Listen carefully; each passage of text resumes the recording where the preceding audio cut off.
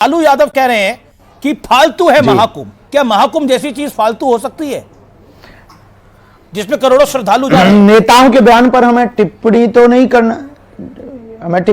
करनी चाहिए, पर हम एक बात स्पष्ट कर देना चाहते हैं कि अगर महाकुंभ फालतू है तो हज यात्रा भी फालतू है, चर्च में जाना भी फालतू है, चादर चढ़ाना भी फिर फालतू है, फिर तो कैंडल जलाना भी फालतू है, फिर तो जो है बुद्धिज्म को मानना भी फालतू है। इस देश में फिर तो माता पिता को माँ बाप कहना भी फालतू है। वो हमारी आस्था का प्रतीक है। जहां करोड़ों लोग जा रहे हैं वो फालतू नहीं है। अपनी अपनी संस्कृति को मानने का, जानने का, प्रचार करने का, प्रसार करने का अधिकार संविधान में है। इस प्रकार के बयानों से सबको बचना चाहिए और एक सनातन पर ही टारगेट नहीं करना चाहिए। जी, लेकिन ऐसा क्या हो गया है? क्योंकि कहा जाता है कि जातियों में बटा हुआ समाज है और जाति है, हिंदुओं में बहुत जाति है। आपने तो एक बड़ी यात्रा भी निकाली जो बहुत सफल भी हुई, लेकिन हिंदुओं में जातियों में बटा हुआ समाज है। लेकिन महाकुंभ में यह जाति नहीं दिखने को मिल रही। कोई वहां पर सैनी, शाक्य, मौर्य, दलित, महादलित, पिछड़ा, अति पिछड़ा नहीं दिख रहा, ब्राह्मण, ठाकुर नहीं दिख रहा, वहां पर सब एक दिख रहे हैं। दिक्कत यह है कि आपको लगता है, या फिर आपको लगता है कि यह भारतीय जनता पार्टी हमें लगता है इसको एजेंडा बना लगता है? नहीं, हमको लगता है कि महाकुंभ ने भारत को प्रेजेंट किया और भारत ने सनातन को प्रेजेंट किया। वहां पर कास्टिज्म नहीं था, राष्ट्रिज्म था। राष्ट्रिज्म होने के कारण भारत में एक अनूठी परंपरा महाकुंभ से प्रारंभ हुई है कि देश एकता की तरफ बढ़ चढ़ा। क्या अंगड़ा और क्या पिछड़ा एक जगह डुबकी लगा रहे, क्या आचार्य और क्या शंकराचार्य एक जगह डुबकी लगा रहे थे, क्या अमीर और क्या गरीब एक जगह डुबकी लगा। प्रोटोकॉल अलग अलग हो सकते हैं, जाने के रास्ते में वीआईपी मूवमेंट हो सकते हैं, पर गंगा के लिए तो दोनों एक थे। ना अमीर उनके लिए था कोई, ना कोई गरीब था। सब हिंदू थे, सब हिंदुस्तानी थे, सब भारतीय थे और पूरे विश्व के लोग थे, सब मानव थे और मानव सभ्यता के साथ त्रिवेणी ने स्वीकार किया। तो बहुत अनूठा मैसेज पूरी दुनिया में गया। लेकिन मेरा फिर सीधा सवाल है, महाकुंभ और सनातन को टारगेट क्यों किया जाता है? पहले बोला गया कि सनातन एचआईवी एड्स है, फिर कहा गया कि महाकुंभ फालतू है, फिर कहा गया कि महाकुंभ मृत्यु कुंभ है।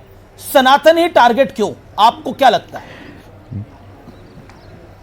क्योंकि सनातन के कुछ लोग बुजदिल हैं, वो जवाब नहीं देते हैं, चुप रहते हैं, जिस कारण से इनके बोलने की बातों में बड़बोलापन लगातार बढ़ता ही जा रहा है। इसलिए हम इस देश को हिंदू राष्ट्र चाहते हैं, ताकि आप कायदे में बोलेंगे, कायदे में रहेंगे तो फायदे में रहेंगे।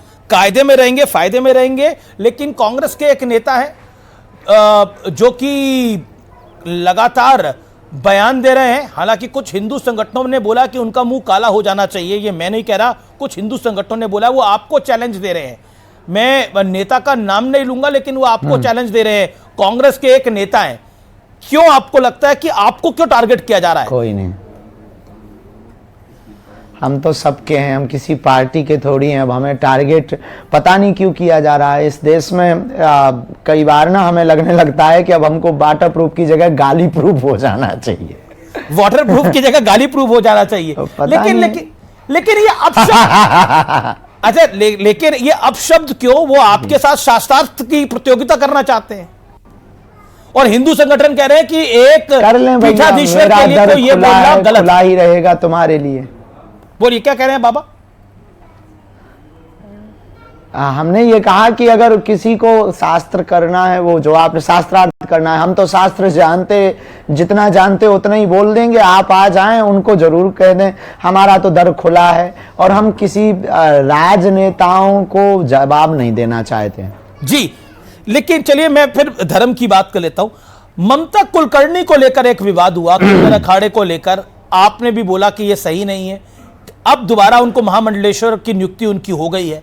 क्या कहना चाहते हैं इस विवाद पर, ममता कुलकर्णी वाले मामले पर? एक बॉलीवुड की हीरोइन है, सबको सम्मान से काम करने का अधिकार है, लेकिन महामंडलेश्वर की पदवी सवालों में आ जाती है कई बार। थोड़ा सा तो लगता है कि पदवी प्रभाव से नहीं होनी चाहिए, साधु स्वभाव से होना चाहिए। फिर भगवान हमारे देश में आचार्य हैं, शंकराचार्य हैं, वो जो निर्णय लेंगे वो उचित लेंगे। उनके निर्णयों पर हम किंतु परंतु नहीं कर सकते। जी बिल्कुल, आपकी बात सही है। लेकिन ये बॉलीवुड को लेकर आपका प्यार भी है, आपका दुलार भी है, लेकिन आपका गुस्सा भी है। अब मैंने देखा आपके कार्यक्रम के अंदर आपकी जो पदयात्रा चल रही थी उसमें संजय दत्त जैसा सुपरस्टार सड़क पर बैठ गया था। तो बॉलीवुड पर आपको गुस्सा भी आता है, लेकिन बॉलीवुड आप वाले आपसे आशीर्वाद लेने भी आते हैं। मैंने बड़े बड़े स्टार्स को आपके पास आते हुए देखा आशीर्वाद लेने के लिए। नहीं, हमारे हर रास्ते में दोनों पक्ष हैं। हम सत्य को सत्य और असत्य को असत्य बोलते हैं। जो गलत है उसे वो हमारा भी क्यों ना कोई, हमें गाली इस देश में इसलिए मिलती है, हमारी कंट्रोवर्सी इसलिए होती है क्योंकि हम मुंह पर और बेबाक और जो रियल है वो बोल देते हैं। जी, लेकिन संजय दत्त आपके कार्यक्रम में क्या अभी भी कोई ये प्रधानमंत्री वाला जो कार्यक्रम है इसमें भी कुछ बॉलीवुड के सितारे आएंगे क्या? आमंत्रण तो दिया है, अब जो आ जाए, जिनका धाम के प्रति निष्ठा है, किन आमंत्रण दिया है वो आ सकते हैं, उसमें कोई किन को आपका आमंत्रण होगा? कौन जो हमसे जुड़े अस्वीकार करेगा?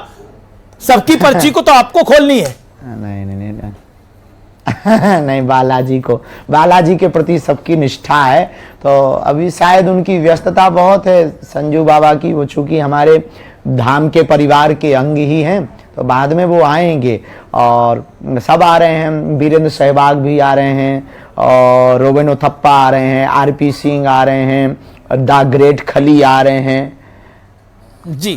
जी और बहुत लोग हैं जिनके हम नाम नहीं ले पाए हैं। नहीं, बिल्कुल। एक सवाल, एक कंट्रोवर्सी, जब महाकुंभ में हादसा हुआ, दर्दनाक हादसा हुआ, आपने एक बयान दिया कि मोक्ष मिल गया है, उसको लेके कंट्रोवर्सी हो गई और कहा गया कि ये बयान बाबा बागेश्वर को नहीं देना चाहिए था। क्या कहना चाहते हैं आप? आपसे भी त्रुटि हुई थी तब?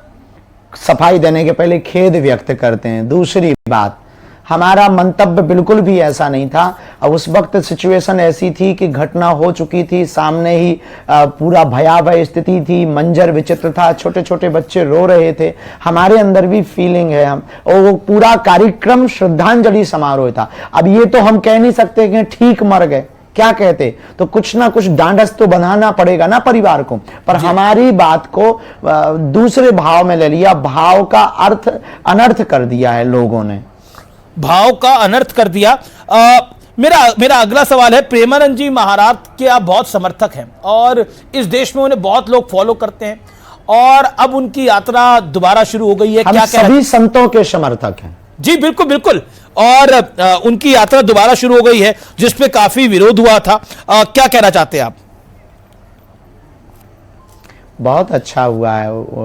आपने कहा था कि जिनको को बहुत धन्यवाद, जिनको ब्रज में राधे राधे कहने से दिक्कत है वो यहां से निकल जाएं, वो दिल्ली मुंबई जाएं। आपको लगता है दिल्ली मुंबई वाले राधे राधे नहीं करते क्या? सब जगह के राधे राधे करते हैं, ऐसा नहीं है। भक्त, भगवत भक्त तो सब जगह होते हैं। हमने ये कहा था कि वो जो कॉलोनी वाले जो विरोध कर रहे हैं, जो रिहायशी इलाके वाले, और जिनको बहुत पीड़ा हो रही है, तो उनको दूसरी जगह चला जाना चाहिए। और ब्रज में तो राधे ही राधे होगा, क्योंकि सब ब्रजवासी श्री ठाकुरानी जी के शरणागत ही है ना, और ब्रजवासी तो सब ठाकुरानी जी के ही है ना। तो इस कारण से हमने वो वक्तव्य को बोला था। जी, मेरे आखिरी दो सवाल हैं। लोकसभा चुनाव में भारतीय जनता पार्टी की मन मुताबिक सीटें नहीं आई थी, 240 आई थी, बीजेपी पीछे रह गई थी और ऐसा लग रहा था कि अब पीछे की तरफ जाएगी। लेकिन प्रधानमंत्री ने नारा दिया, एक है तो सेफ है। योगी आदित्यनाथ ने नारा दिया, बटोंगे तो कटोंगे, और बटोंगे तो कटोंगे पे आपने बोला इसमें गलत बात क्या है? क्या आपको लगता है कि इसी वजह से हरियाणा, महाराष्ट्र और दिल्ली में प्रचंड जीत हुई है? ये जो हिंदू डिवाइड नहीं हुआ, आप क्या कहना चाहते हैं इस विषय पर?